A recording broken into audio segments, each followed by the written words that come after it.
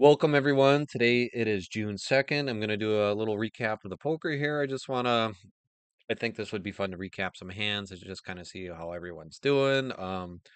So I just, everything's been going well. I think everyone's been having a fun time visiting, but there are a few people, and we won't name names, but at this point who have struggled a little bit. And it's fun to visit, but if you're consistently losing and just not doing well, that doesn't feel great either. So, and once again, this is relatively cheap in the scheme of things. You to the go out with a meal with your honey, that's $80 right there. So just scheme of things, losing isn't the worst thing, but I do want to have like some variance. We've had couple people, myself and Eric specifically, who have done kind of well the last few times. So it's just want to create some variety here, and just have different people win and have fun. So yeah. So first, I just want to cover a few topics today. We're gonna cover like starting hands and what you should and shouldn't bet on. I think that's pretty important. There's a lot of people who get a little antsy on my strategy in that regard. And then we'll also do in position and out of position. And to dumb that down is basically if you are the first to act or if you have the small blind, you're always the first person to make a move. And that is not helpful. Like you do not want to be that person. You'd rather be the person sitting back farther along and get to make your decision as it goes on because like as more information comes out, whether they bet or don't bet actually helps that person a ton. Now there's deception and ways of being sneaky about it, but for the most part, like it is a much better position to be towards the end in regards to betting. So yeah. And we're just going to recap some hands here. I do have a graph. I've highlighted 10 or 12 hands that I feel are important. So I'll do some big wins here as we can see, and other ones for various people. So what I'll do is I'll just kind of announce the results of the hand beforehand. Maybe some of us remember, maybe not, but I'll just kind of talk through different thought philosophies and stuff like that. And so, yeah. So quick, I'll go over some stats here for this last match. You can kind of see different hands, value put in a pot, net winnings, and whatnot. So matchups. This is something that if you subscribe to pro premium or whatever, you might even be able to see it yourself. But it's kind of important to be like, hey, okay, who am I matching well up against? Who can I like kind of read a lot more and who I'm not able to, I guess. So, for example, Chris was the only one who took more money from me than vice versa this last time. And then, yeah, there's all this other stuff. I mean, it's good info, but like really, we're just playing like somewhere between 60 and 120 hands a night. And, it's a cash game. So if this is like a tournament style, you'll actually want to be a lot more strategic with your chips and how much you're betting at various times and stuff like that. So whereas here in a cash game, you can buy in as many times as you want, but really three. So like I personally, I know I'm going to be pretty aggressive right away. So I'm going to try to make some moves with any marginal hands that I have. And if I burn out, once or twice, I am fine. If I get on that third one, then I'll probably sit back and wait for hands. But there's just different philosophies when it comes to that regard. So, yeah, positions, aggression, you can kind of see here, like, who's being more aggressive and betting when they probably shouldn't. Defense, hands, bad beats, whatnot. And hands here, just for example, last time we played in April, I had a ton of good hands, whereas this time I did not have nearly as much. But that's what happens, and you kind of like go down here and just kind of see what's working well. So bad beats, big pots, you can kind of see here as well. But all right, we'll get to the hand replayer. I just want to go over here. So this is our first hand here. We have Daddy. Um, I want to note position. So I am the first to act as margin call because here's the dealer chip. And so I am not in a great position. And here we have two really good hands. Oh, before I go on, I just want to touch starting hands. Sorry. So starting hands here, really the ones in the blue, like if we were playing well and if you're in a rut, like this is what I suggest. Only bet if you have these premium hands. Like maybe if you have smaller big blind, you can like do a continuation bet or call something small. But if it's anything large, like just fold. It's okay to fold. It sucks to wait, 10 hands before you get something good. And then maybe you get something good and then everybody folds. But, if you want to win, these are the changes that you're going to have to make. So here you can see here, like blue playing any position. If you have pocket tens like Carl has on this next one, and actually ace king suited, as we'll see, like these are hands that they're going to play every time. Whereas I have this queen two unplayable technically. But as we see, we play it because it's very cheap for me and I want to make those aggressive moves. So, and here, like green, mid to late, you don't want to be the first to act, but really like in the short, I kind of recommend if you're any of the blue, green, and yellow, whereas red can be definitely a bit tougher. So just patience and checking that out. Now, this other graph to show you very quick is starting hand win percentage. It's a little grainy, but this is what you deal with as free. Basically, if you have pocket aces, you have an 85% chance of winning before any cards are placed. Pocket kings, 83, uh, pocket 10, 75%. That's pretty good. And here, ace king offsuit, 66% chance here. And then myself with the queen deuce, 49%. Or offsuit, queen deuce. Yeah, it's not good. It's not good. So anyways, like just something to consider, like, so if you have one of these middling hands, like even a pocket fives isn't that great. I mean, 60, it's good, but like, are you ready to push in $10 worth of chips? Somebody else is gonna have one of these. Like pocket fives is worse than, queen jack suited, or something like that. So it's just like kind of putting things in perspective. So, and that comes with learning. Like maybe you think you have good hands, but you actually just have shit. So I want you to like be aware, recognize that, be patient, and just kind of enjoy the conversation. But if once you get your queen jack suited, or maybe you have your pocket tens, like that's when you want to lock in. All about deception, of course. But so these are things. Don't play with crap cards. But like every once in a while, maybe you have to. But like for the most part, stick to these good hands, especially if you're in a rut. So here, I want to go over this. As we can see here, this is a great hand replayer. Um, if someone folds before I'm not able to see, so that's way like you can kind of conceal your tendencies and stuff like that. So which is good. And I'll try to stick to ones where we see everyone's cards in the end or people showed and things like that. So here we have myself early position and we have Eric and Carl in late position, which is like great. These guys both have healthy stacks still. Obviously, I have the big one, Queen Deuce, suited, but like it's not a killer hand by any metric. So here, like I want to see it's early. I want to put some chips in, but the goal with these guys, and it sucks because they'll, as we'll see, we'll do kind of continuation bets here. Um, you want to force people to make a decision. So 480, Carl does a good job. Like, hey, like if you're gonna, I have a good hand. I'm gonna make you pay if you want to stick in here. So I make the call, Eric makes the call, and then we go into the flop. Now, really, this is great for Carl. Like he has top pair. Um, these are shit hands, like five deuce suited, sure, but like that is not good. I have two pair, which is fine, but like this is not a hand I want to keep here. So like Carl should probably raise again, and by like raise, like it's all in regards to the what the pot size is. So like a lot of guys will end up doing like $3 raises or buck 60 because that's just like you know basically betting the blind. So that's fine. Like that's like a decent call, but like listen, I have two pair. Like there's still more two more cards I can see and happens. Whereas Eric Ace King, this is good still, but like he is not in a position of power. So this is something Carl should really like. Oh, Carl should really, you know, make us decide on what we should do here, basically. So, we check. Carl does a 320. Like I said, this doesn't force either of us to make a big decision because we still have hands that can go in a lot of directions. Whereas this, if this is an $8 bet, we probably fold. I mean, then Carl doesn't get that money or doesn't lead us on, but like that also presents these shit hands from like sticking around. Basically, you want to make these big bets to like, like okay, people decide if you bet a lot before the flop, that's probably means you have one of these good hands. But if you just limp and bet like $3 or whatever, you're gonna get everything in here. So then everything can kind of happen.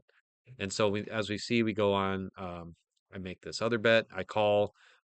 Eric calls as well, and now we have twos. Now I'm thinking, hey, I have a full house. This is not going to be an easy one for me to give up here. Carl should probably be thinking I'm doing okay, but like now I'm a little more concerned here. And Eric, he should probably just like fold. There's just nothing there. Check, check. Carl raises again.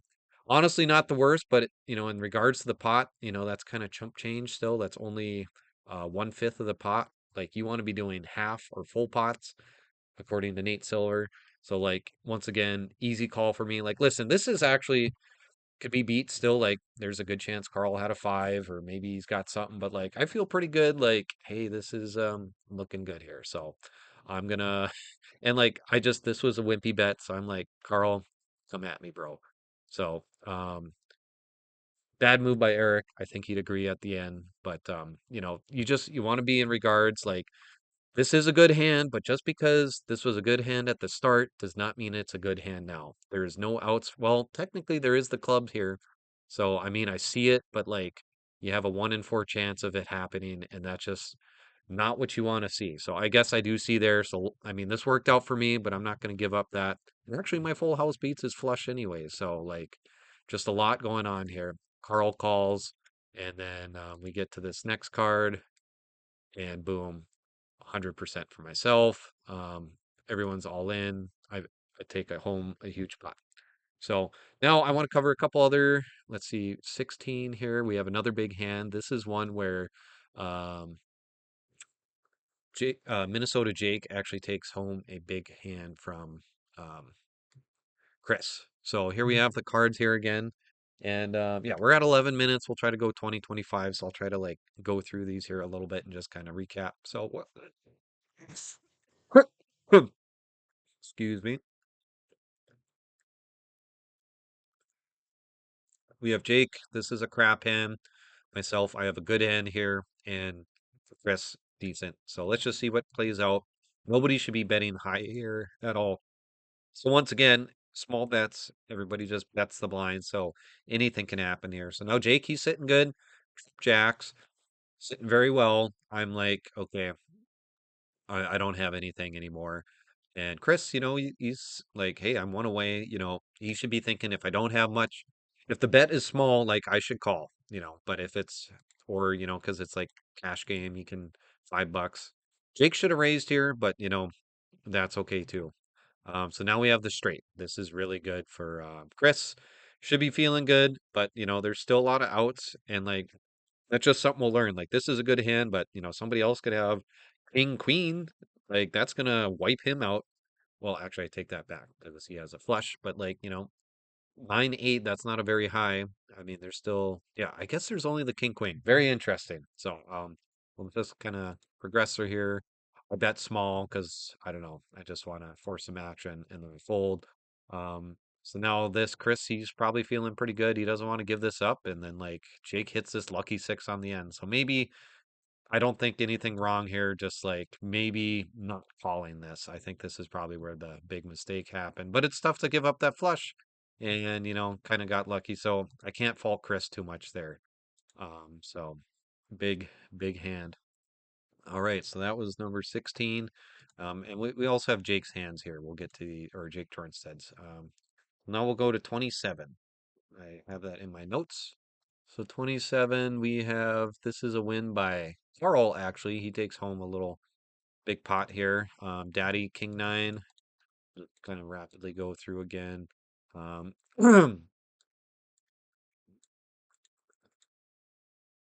yeah, Carl, he's got top pair here. Like he should be calling the pot, but like, if I shoved in everything, like maybe not think that. And I look here, I have a straight potential, which is cool. So I'm gonna call this measly bet. And so will Chris, and then all of a sudden I have a straight. So I'm feeling pretty good. I make this little bet. I'm gonna call this. If it was much higher, I'd probably resign. But like I hit this funky ass straight, so I'm gonna call. And then Carl takes home a nice pot here. So now we go on to we wanna go see let's go to 40 42 here. Here's another one by Jake. So this is well, actually Jake Jornsted, he doesn't show his hand here. Oh, this one's Eric. He wins this. We'll just kind of plot through. 7-5. Just a lot of continuation betting. This will bleed you dry, but really, two pair, 800. I fold. Um, yeah, I fold like, yeah, just there's nothing there. So I'm not sure what Joe had, but good play by Eric here is just like waiting it out. Like, he didn't have shit right away. I mean, bottom pair, but that's not that good. And just waited it out and full house. So good job there. Now let's fast forward to okay, we'll skip that one. Where is Master Chief? Okay, here we go. So 51, we'll go to that. This is for Jake Jornstead. Um no, this is once again. Let me pause here for a second. All right, and we're back. So hand 51 here. What ends up happening is Jake from Minnesota. I'm just gonna call him Haas. Haas wins his hand versus Daddy. So um Daddy's on the dealer chip, so he's sitting in a good fucking spot here. And we'll just see how this plays out. So Carl, raise, excellent choice. Might even go more there, but that's good. He's got money in the pot. So now we see what happens here. Looking real good for Daddy once again. Queen's top pair, and whereas Haas just has one. So let's see what happens here. Um, 640. Carl's got to be feeling pretty good. So now here he can like either call or just do a huge shove. But like I support the call here because like Haas actually has something. And now we have an all in from old Master Chief here. So this is a good one to recap on and see what happened. So now we have the king. Very unfortunate. At this point, Carl should be worried. Um, just kind of see like have no longer have the one top. So we'll see. We got 960. 960 call. I like the call there. I would do the same exact thing. And then we have a 9, which doesn't do anything at this point. Narrows out the flush. Um, and straight would be very tough here as well. Now, all in. This is tough spot for Carl here. Um, I would have to think about it. I think I still do it because, getting lucky on the king here. So Carl calls, which is good. You would not want to raise, and two pair takes it. So very unfortunate for Carl. I think he played it well there, but sometimes that just be what happens. So now we'll go to 55. I have that in my notes as well. We'll see what happens here. We have a big win by Chris, actually. So we'll recap here. I have Jack 4. We have a Queen Jack, shit hand, decent hand. Both late positions, so we can see what happens here. Um, call. Good on Chris. So I hit a jack. Unfortunate for me. I think I have something, but really, once again, a bad hand because he has the same thing and his is much better. Check, raise. I'm going to call. Um, real players, maybe I wouldn't call there. Now I'm definitely more concerned. I feel I'm just trying to make up how I was thinking there. So I'm just going to call. I'm a sucker for that. Let's see here. I have the pair of jacks and I do call. Probably a mistake. It is a mistake, I'll say that. And then another ace, check, call. I should fold. I do call here. So that was unfortunate for me because, just because you have a pair, you need that second hand because that like splits your ties and everything. So yeah, because we both have two pair and that's why I lose is because of this crap kicker. So just something to think about. Bad move on my part, but maybe I felt bad because I was ahead. All right, next one we'll go to 63. Um, what happens here? We have a Chris and Eric, and we have Sergeant Jordy make some plays. Okay, Master Chief. Yeah, 63 here. And 7, 300. Okay, now we have a 100% win here. Oh, I remember this. So Levi had the high straight here, and Jake did not. Or Jake has a straight. I mean, you feel good, but all it takes is one or higher card, and Levi has that. So real tough, 500.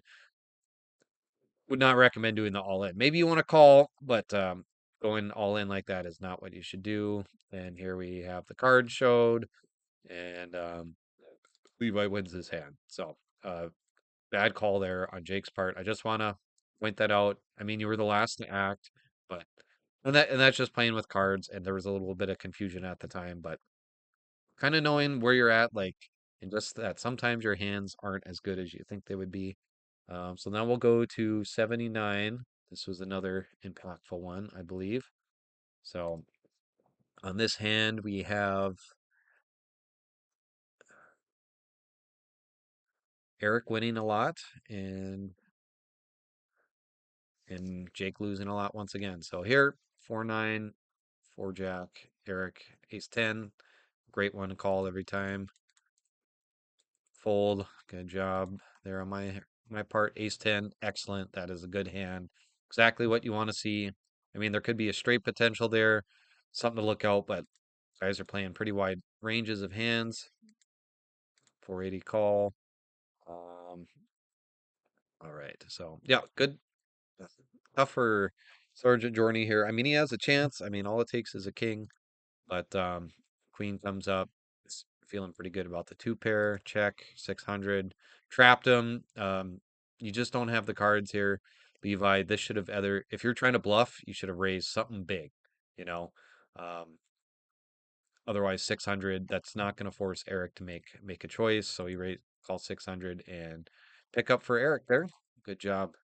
Okay, got about 5 minutes left here. I want to make sure I cover all the hands that I wanted to. So Jake, we'll go here. Master Chief. Let's see, is this one Sergeant Joint? Okay, let's do this one. This one was an unfortunate one for Jake. So this is yep number 73. Maybe we covered that. No. Okay, 5-8, King Jack. Not a good hand once again. So just kind of be careful when you don't have these great hands. You really want to make sure that you're in the right spot. Oh, okay, I think I remember what happens here. 39%, he's all in, whatever. Um, this is when I forgot to give him his entire. Oh, okay. So, yeah, probably not the right move to go all in with the 5-8. Just saying. Now this other one here, we have a hand with Master Chief, A7. I would play this hand last to act, feeling pretty good.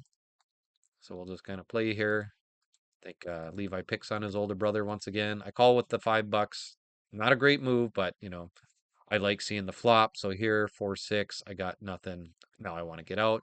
8 pair of aces, great hand. Jake also pair of aces. Feels good, but like, listen, there's a lot of other hands that could be out there, especially should not be raising here because there's just so much else that could happen.